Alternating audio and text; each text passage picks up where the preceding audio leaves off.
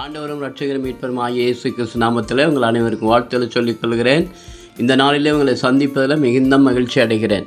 ஆண்டவர் நேற்றைய தினத்தில் ஆண்டவர் இந்த நாளை ஆசீர்வதித்து கொடுத்தார். இந்த நாளுக்கு வேண்டிய கிருபைகளுக்காக ஆண்டவரிடத்தில் நாம் நிற்க வேண்டிய மக்களாக இருக்கிறோம். ஆண்டவர் புதிய கிருபைகளை கொடுத்து உங்களை வழிநடத்துவார். இப்படி ஆண்டவருடைய கிருபையை நம்பி வந்த அருமையான ஒரு சகோதரி ரூத் என்கிற ஒரு சகோதரியை குறித்து நாம் வேதத்தில் வாசிக்கிறோம்.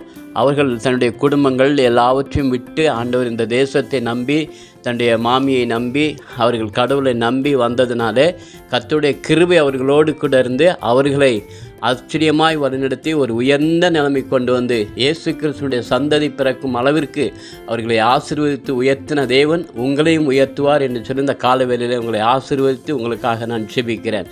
கர்த்தர் உங்களோடு கூட இருந்து உங்களுக்கும் அந்த கிருபைகளை கொடுத்து ஆசீர்வதித்து உங்களை ஆசீர்வதித்து மேன்மைப்படுத்துவார் என்பதில் எந்த விதமான சந்தேகம் இல்லை. இந்த நேரத்தில் கண்களை மூடி ஒரு நிமிடம் ஜெபிப்போம். நல்ல தகப்பனே நமக்கு ஸ்தோத்திரம்.